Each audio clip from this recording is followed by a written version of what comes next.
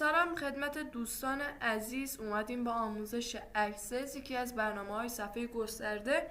ممنون میشم که کانال ما رو سابسکرایب کنین و زنگوله رو فعال کنین تا از آخرین اخبار ما باخبر شید. خب برای اینکه ما اکسس رو روی اولیه دسکتاپمون بیاریم، چون بعضی از دسکتاپ ها سنجاق نشده و حتی اکسس توش قرار نداره، باید پیداشون کنیم. دو تا راه داره، یکی از طریق استارت، بیاین توی این قسمت سرچ بیاین اون رو سرچ کنین، اکسس بنویسین. حالا 2013 2016 شما بهتره، الان به روز سر 2016 رو سرچ کنین رو بیارین. راه دیگرش راست کلیک کنین، از قسمت نیو اکسس رو اینجا قرار بدین، دابل کلیک کنین یا راست کلیک کنین اوپن کنین، وارد بشین. خب وقتی وارد میشین با سربرکای اینجا مواجه میشین با نوار عنوانش. این قسمت بالا نوار عنوانه، اینجا ریوان توش سربرگ داره و توی هر سربرگی نوار ابزار حتی با هم متفاوته. اولین سربرگی که ما میخوایم توضیح بدیم کریت، چون هوم فعال نیست و اول ما باید کریت رو بسازیم تا هوم رو بتونیم آموزش بدیم. خب برای ساخت پایگاه داده اول باید از قسمت تیبل، اینجا تیبل به معنای جدول، یعنی جدول ساختن. وقتی واردش میشین میبینین که وقتی میزنین یک جدول این شکلی برای ما میسازه و زده تیبل 1. شما هر چندان بخواین تا میتونین جدول بسازین. دوباره میرم کریت، تیبل رو زدم، اینو ساخت. بله، وقتی اینو ساخت ما توی جدول یه داده داریم، یه اطلاعات داریم. این داده رو باید بدیم و اطلاعات رو باز بهش وارد کنیم. از این قسمت روی این قسمت جدول راست کلیک میکنین، قسمت سیو داره. سیو برای چیه؟ وقتی روی سیو میزنی همچین قسمتی رو میاره و نام جدولتون رو بنویسید. من مینویسم جدول اول. برای تغییر نام آلت و شیفت رو میگیریم، جدول اول. خب این نکته رو حتما به همراه داشته باشین که فقط یک بار میتونین نام جدولتون رو تغییر بدین و پس از این که اوکی رو بزنین دیگه نمیتونین نام جدولتون رو تغییر بدین و باید پاکش کنین تا بتونین یه جدول جدید برای تغییر نام بسازین. حواستون به این نکته باشه. خب ما گفتیم توی هر جدول یه داده داریم، یه اطلاعات داریم که توش وارد کنیم، درسته؟ راست کلیک میکنیم، یه کلوز اینجا داریم که برای پاک کردن جدول همین قسمته. کلوز آل داریم برای پاک کردن تمام فایل های جدول. خب این تا قسمت همون چیزی که داشتیم راجبش حرف میزدیم. یه جدول یه داده داره که ما سواله بهش میگیم فیلد، توی اکسس ما بهش میگیم فیلد، سوال بهش میگیم فیلد. داده ما فیلده، جواب ما همون اطلاعاته که ما باید وارد کنیم. خب توی این دو تا قسمت دیزاین ویو اون داده و فیلد ما باید سوال اونجا مطرح کنیم توی قسمت دیزاین ویو. توی قسمت دیت شیت ویو ما باید جواب رو بدیم، اون اطلاعاتی که باید به فیلد پاسخ بده. همینطور که میبینین جدول ما هنوز توش اطلاعاتی وارد نشده. قسمت دیزاین ویو سوال و فیلدمونه، دیت شیت ویو برای جواب اطلاعات اون پایگاه دادمونه. خب برای سوال دیزاین ویو رو میزنیم، میبینید که یه قسمتی به این شکل میاره که ما باید توش سوال بنویسیم، سوال یا فیلد بنویسیم.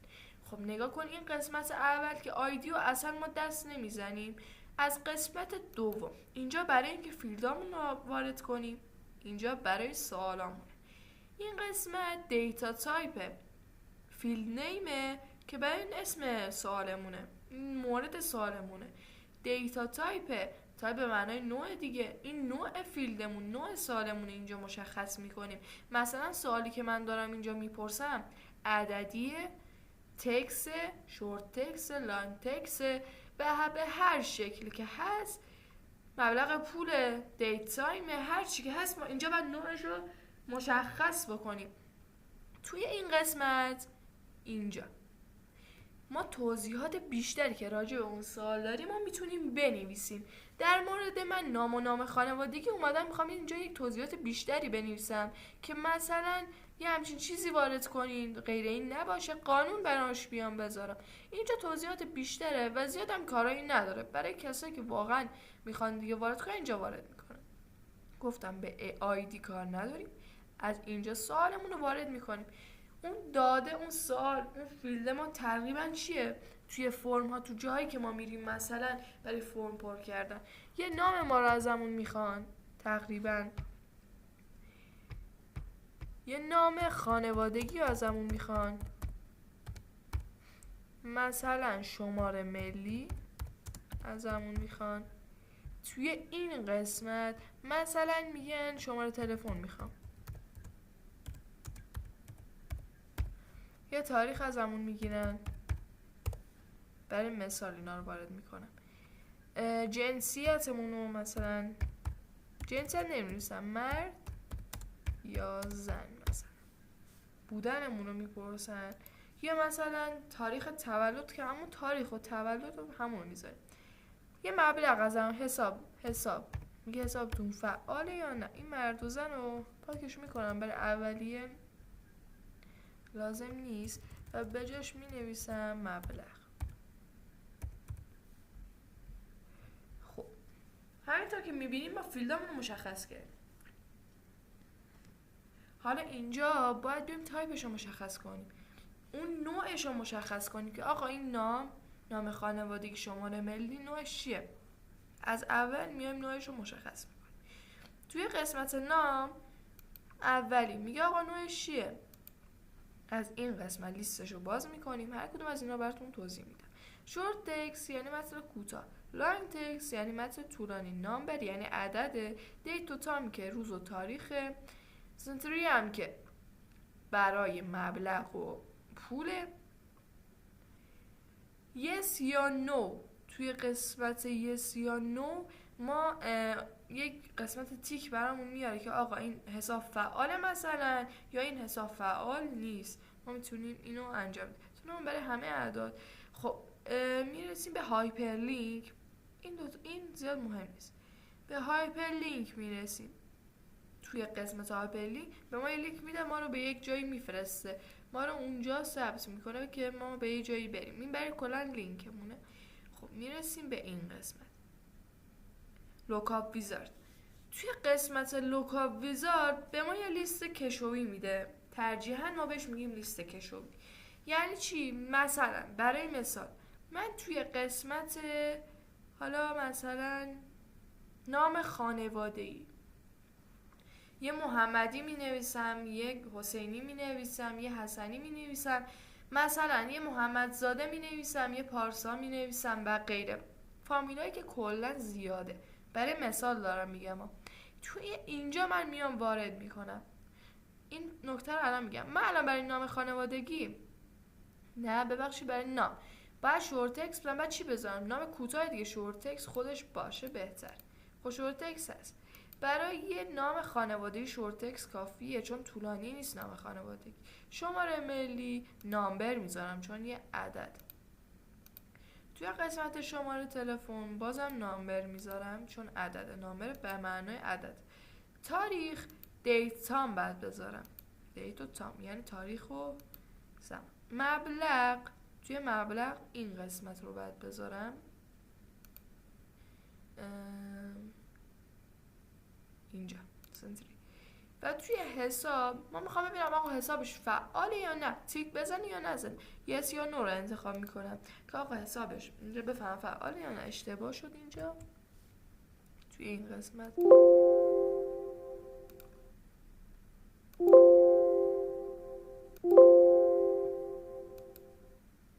یه لحظه.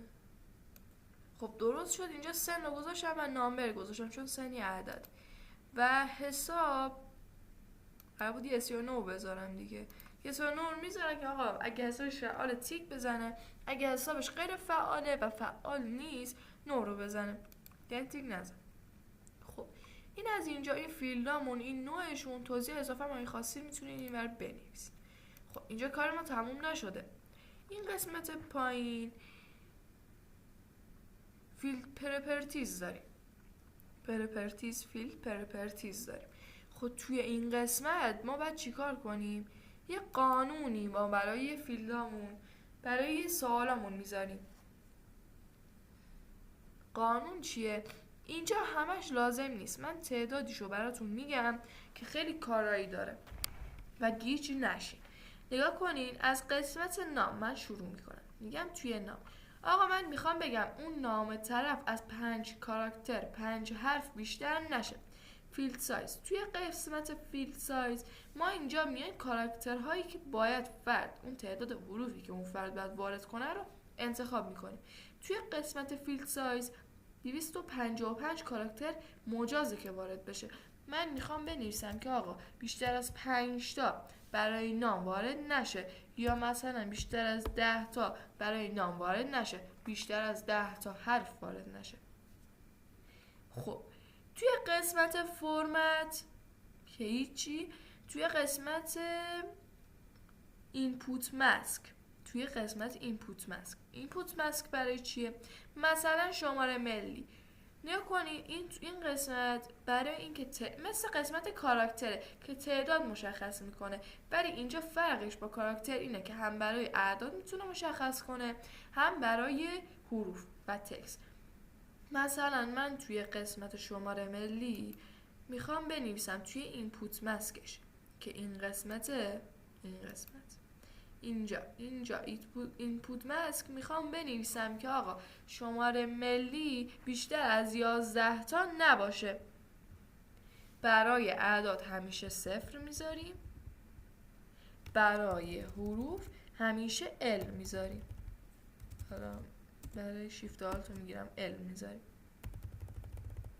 خب اینجا 2 حالت داریم. من میخوام برای اعداد بذارم بعد ال بذارم یا 0. بله اعداد بعد 0 بذارم. اما مثلا میخوام کاراکتر یک متن رو مشخص بکنم یا کاراکتر نمیگیم دیگه، یه حروف تعداد حروف، برای اون بعد بیام ال بذارم. 0 کاری نداره و فقط مختص اعداده.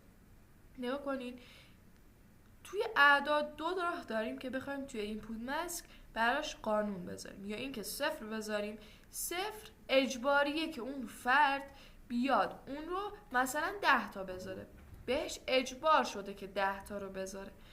اما اگه ما مثلا عدد 9 رو بذاریم اختیاریه، و حتی اگه ما بیایم اینجا قرار بدیم که 9 تا 9 بذاریم، قرار بدیم که 9 تا عدد بیشتر نشه، بازم اختیار اون حتی اگه 9 تا بیشتر بزنه بازم اشکال نداره، ولی 0 اجباریه. توی حروف هم داریم یه ال بزرگ داریم، یه ال کوچیک داریم.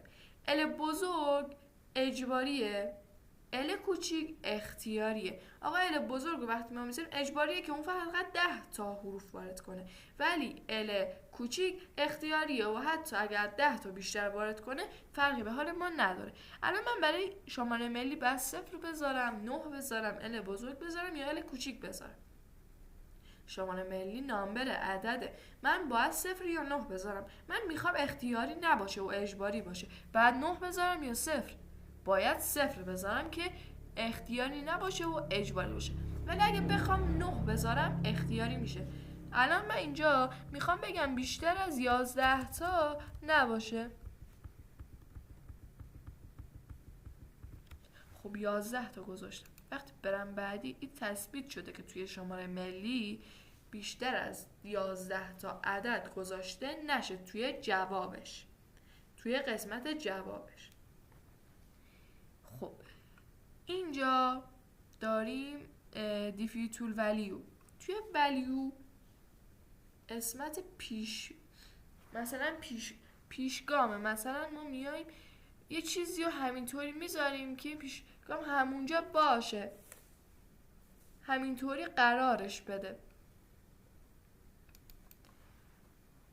توی گفتیم دیفیتول ولیو پیشفرض دیگه، یعنی ما یه اسم پیشفرض رو باید بیایم بذاریم. من مثلا برای نام یه پیشفرض میخوام توی جواباش بذارم. پیشفرض یعنی چی؟ الان برای شما سوال پیش میاد که پیشفرض یعنی چی؟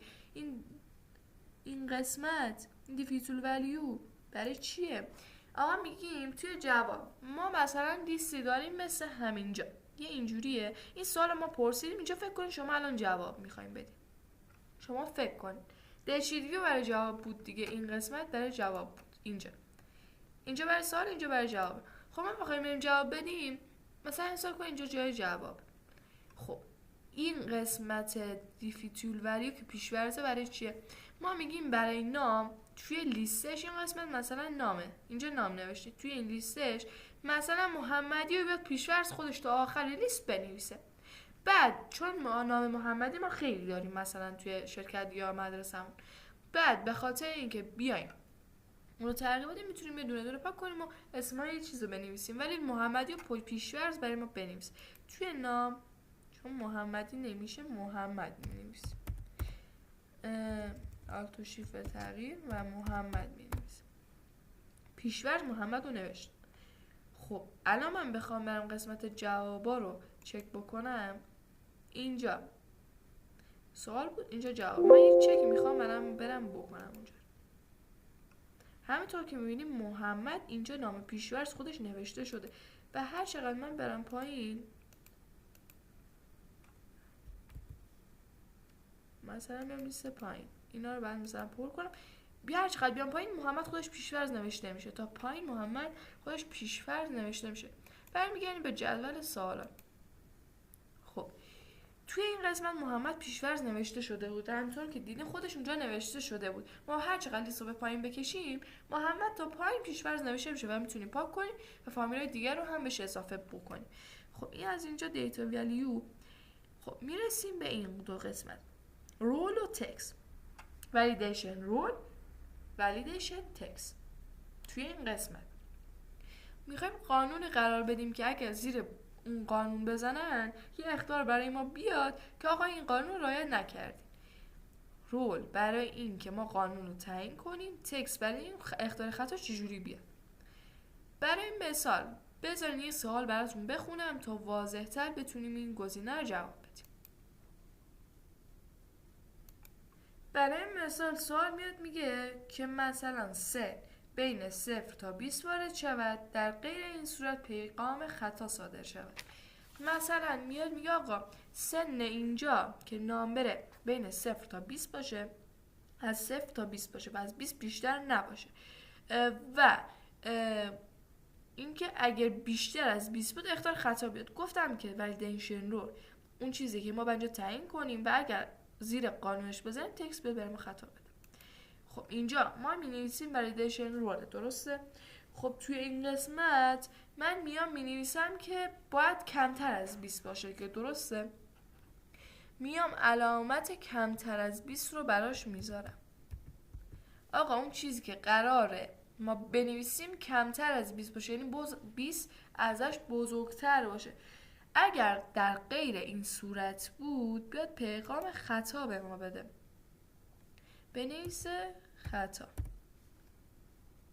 در غیر این صورت باشه کمتر از 20 نباشه بیاد به ما خطا بده. ای فهمیدی اشکال کار ما اینجا کجا بود؟ اشکال کار ما بود که روی نام بود و روی سن قرار ندادیم و این اختیار برای نام ثبت شده. این رو حواستون باشه که اول قسمت رو انتخاب کنیم و بعد بیاین این کلمات رو بنویسید تا وقتتون رو نگیرید. خب من برای اینکه بخوام برای سن مشخص کنم روی سن باید بزنم و میرم توی قسمت ولیدیشن رول و ولیدیشن تکس، رول می نویسم کمتر از 20 و قسمت پایینش می نویسم در این صورت اگه این کار انجام نشد به من خطا بده. خب الان درست شد. میرسیم به قسمت ریکوارد. ریکوارد چی کار میکنه؟ مثلا یه سوالی ما مطرح کردیم جوابشو میخوایم خالی بذاریم، مثلا من توی نامبر اصلا نمیخوام جواب تو سن بنویسم، اینجا میاد برای ما میگه که حتما باید قسمت جواب ها پر بشه. اگه بخوایم قطعا این قسمت نامبر اگه جوابش پر نشد به ما اخطار بده، بعد یس رو ریکوارد رو نوعه اینجوری نوعه بعد یسش کنیم. الان وقتی یسه من اگه تو جواب سن توی سوال سن جوابی مثلا توی قسمت دشید ویو ننویسم به من اخطار میده، ولی اگه نو باشه اشکال نداره میتونین رد بشین. الان اینجا ثبت شد که باید همچین اتفاقی بیفته. خب بقیهش مهم نیست، گیج میشین بگم همینقدر کافیه برای فهم اکسس توی این قسمت، توی قسمت فیلد پروپرتیز همینقدر کافیه. خب این از سوالا مونی از نوعیشین و از فیلد پروپرتیز. میریم تو قسمت جواب، راست کلیک میکنیم، دیت رو میزنیم yes و وارد میشیم. همطور که میبینیم قسمت حساب تیکیه، سنمونم هست و محمدم پیشورزه. نام خانوادگی و همینطوری چیزی مینویسم. همطور که میبینیم محمد خودش پیش‌فرض اضافه میشه. همینطور که توی این قسمت میبینید شماره ملی کمتر 10 تا بیشتر نمیشه.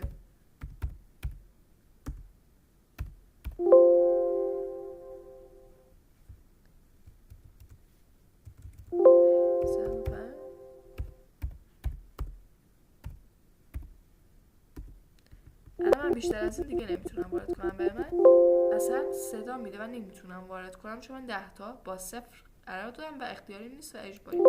شماره تلفن رو بخواید وارد کنید، یه دونه اضافه کردم نمیذاره رد بشم و باز هم یه دونه اضافه است. چند تا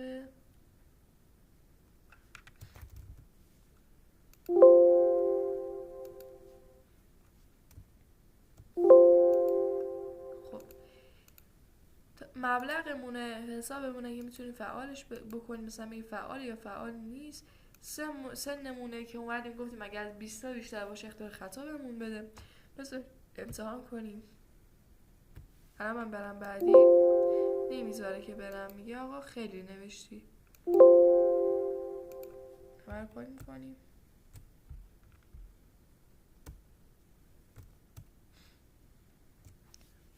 سنم مثلا بزنم 40 توی این قسمت.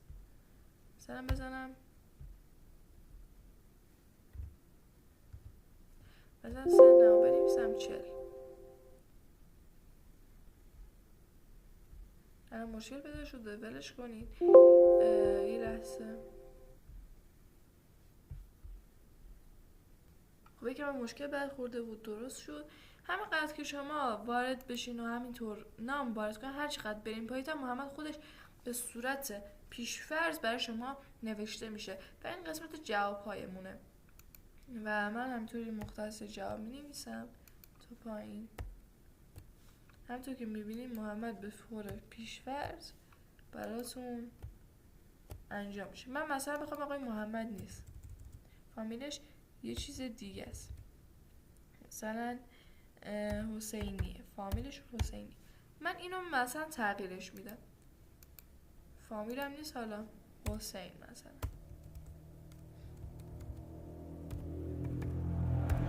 حسینه. همینطور میتونید تغییر بدین طرف رو. خب اینجا از پر جدول دادمون که توضیح دادیم، پایگاه دادمون. خب توی قسمت کرییت بودیم، تیبل رو گفتم، میرسیم به این قسمت. این تیبل کلا برای جدول هامونه که بخوایم روش کار بکنیم. اینجا کوئری به معنی پرسجویه. کوئری دیزاین، کوئری ویزارد. ما بیشتر از کوئری دیزاین استفاده میکنیم. خب کوئری دیزاین برای چی هستش کلا؟ ما وقتی روش بزنیم میام چیزی میاد. جدول اول ما یه دونه توش جدول داریم، اد رو میزنیم که این جدول برامون تثبیت کنه و بعد کلوز رو میزنیم.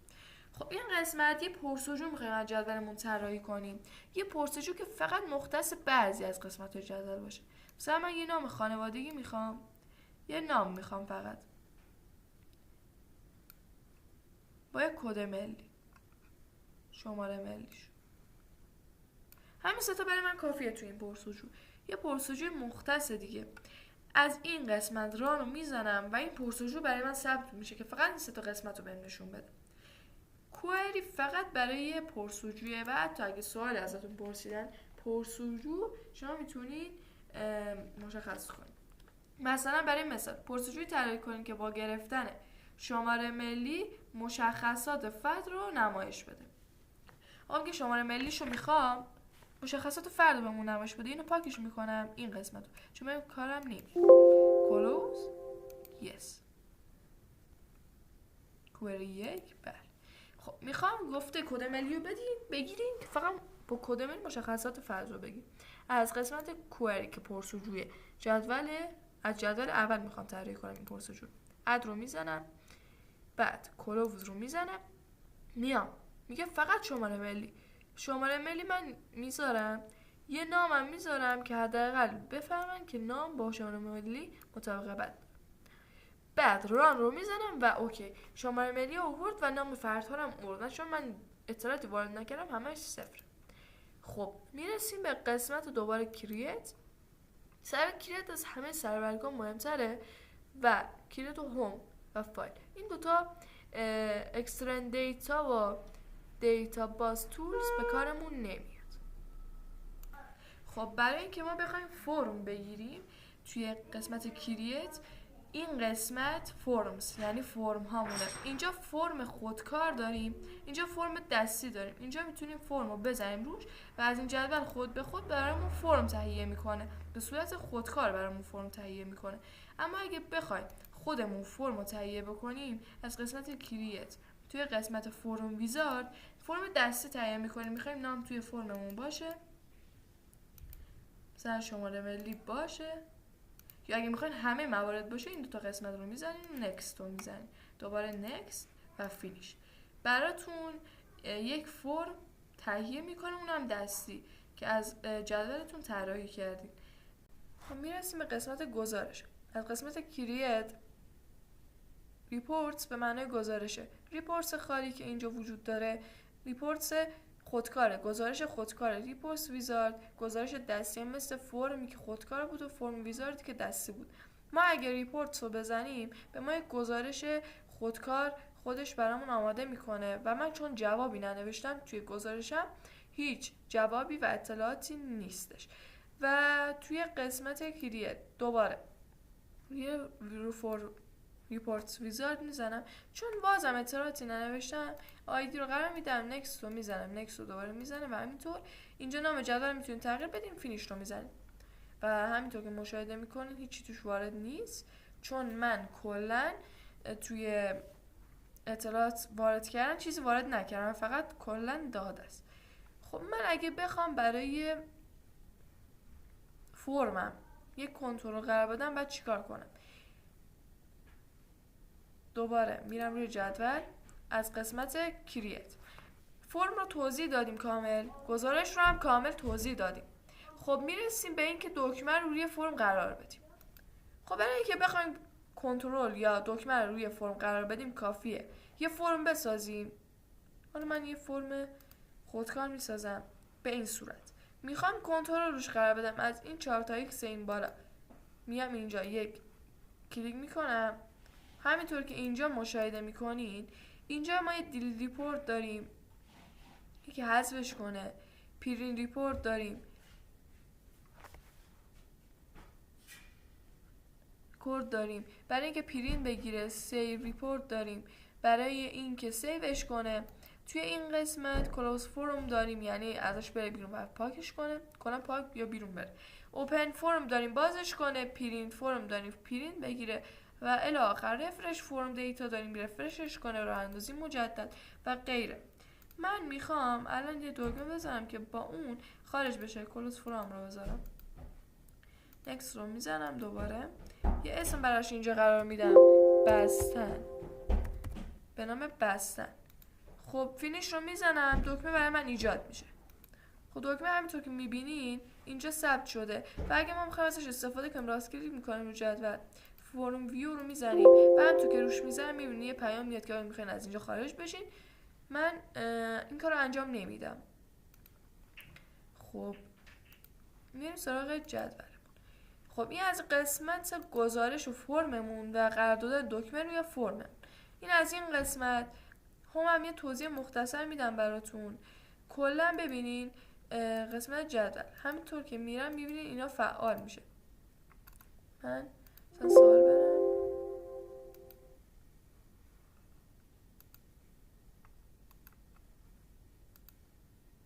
خب توی قسمت جواب اینا فعال میشه. پس به معنای قرار گذاشتن اون چیزی که کپی یا کات کردین با کنترل وی این کار انجام میدین. کات به معنای انتقال با کنترل ایکس و کپی به معنای کپی کردن با کنترل سی این کار انجام میدین. خب نه از اینجا میرسیم به فیلتر. توی قسمت فیلتر چون ما الان اطلاعات اینجا وارد نکردیم چیزی نمیاره. قرار دادن و قرار ندادن، میتونید که تیکا رو فعال کنید و فعال نکنید. خودتون مشاهده کنید میفهمید. تو قسمت رفرش آل یعنی این صفحه رو کلا رفرش و راه اندازی مجدد کنه.